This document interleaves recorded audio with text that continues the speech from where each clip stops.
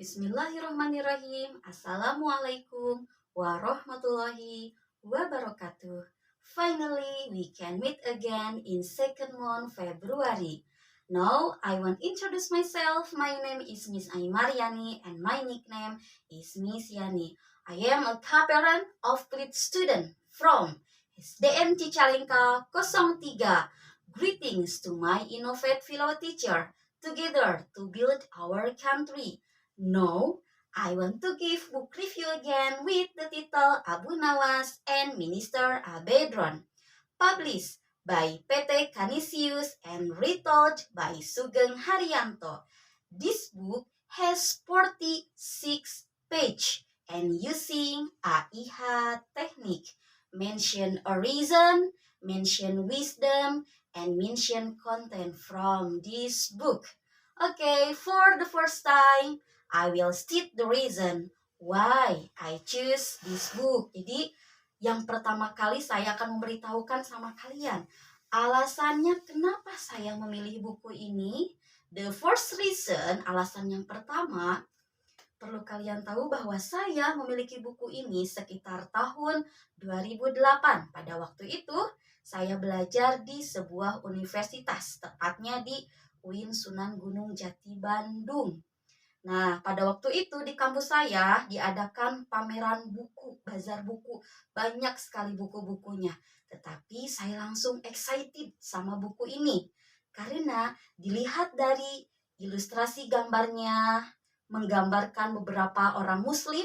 Kemudian di atasnya ada sebuah titel atau judul yang menggunakan bahasa Inggris. Yang kedua, karena saya mengagumi Abu Nawas.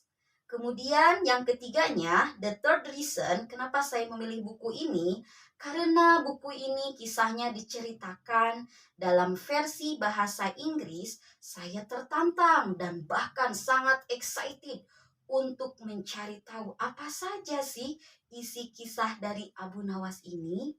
Akhirnya buku ini alhamdulillah saya dapatkan. And second explanation, penjelasan kedua mengenai isi dari buku ini atau kontennya apa sih dari buku ini. Jadi dari buku ini diceritakanlah di sebuah kerajaan yang dipimpin oleh Raja Harun ar-Rasyid. Di sana terdapat banyak sekali menteri-menteri, kemudian pengawal dan masih banyak lagi. Bahkan ada salah satu orang yang menjadi sahabat sekaligus orang yang selalu menghibur raja. Beliau bernama Abu Nawas. Nah, kemudian ada satu menteri yang diceritakan di buku ini bernama Menteri Abedron. Nah, menteri tersebut, Abedron, adalah salah satu orang yang kurang menyukai keberadaan dari Abu Nawas. Padahal Abu Nawas sangat dekat hubungannya dengan Raja Harun ar-Rasyid. Nah, singkat cerita, Abedron pun mengadu pada raja. Begini ceritanya. Wahai raja, nanti ketika raja mengundang para tamu-tamu raja di hari Jumat, akan ada satu orang yang mempermalukan raja. Kemudian raja pun bertanya kepada Abedron, siapakah wahai Abedron yang akan mempermalukanku? Rasanya tidak mungkin, kata raja. Betul raja, ada yang akan mempermalukan raja di depan para tamu-tamu raja. Siapakah itu? Dia adalah seorang laki-laki yang bernama Abu Nawas. Itu yang dikatakan oleh Abedron kepada raja. Akhirnya singkat cerita, Abu Nawas pun ternyata mendengar bahwa Abu Nawas akan dipermalukan oleh Abedron di depan para tamu-tamu raja. Tetapi meskipun Abedron sudah berbuat jahat kepada Abu Nawas tidak sama sekali membalas kejahatan yang dilakukan oleh Abedron kepada beliau. Beliau membalasnya dengan ide-ide yang sangat cemerlang. Nah, pada waktu itu Abu Nawas mendapatkan ide supaya bisa menyadarkan apa yang menjadi kesalahan dari Abedron. Kemudian Abu Nawas pun pergi mengunjungi rumah Abedron. Kemudian mereka bercakap-cakap Sehingga Abu Nawas menawarkan sesuatu kepada Abedron. Begini ceritanya. Wahai Abedron, apakah kamu ingin nanti terlihat menarik di depan para tamu-tamu raja? Bahkan di depan raja pun kamu akan terlihat sangat gagah, sangat wangi. Oh, tentu saja. Itu yang dikatakan oleh Abedron. Kemudian Abedron pun langsung, lalu bagaimana caranya supaya saya lebih tertarik di depan para tamu-tamu raja? Tenang saja, tapi ini sangat rahasia. Kemudian Abu Nawas ternyata mengeluarkan sebuah botol yang kecil. Botol itu berisi biji-bijian, ramuan tradisional. Dengarkan Abedron, ini adalah ramuan tradisional yang khusus dibuat oleh saya, khusus dibuat untuk kamu Abedron. Lalu apakah fungsi dari ramuan ini? Kata Abedron. Dengan penasaran ingin mengetahui apa sih kegunaannya.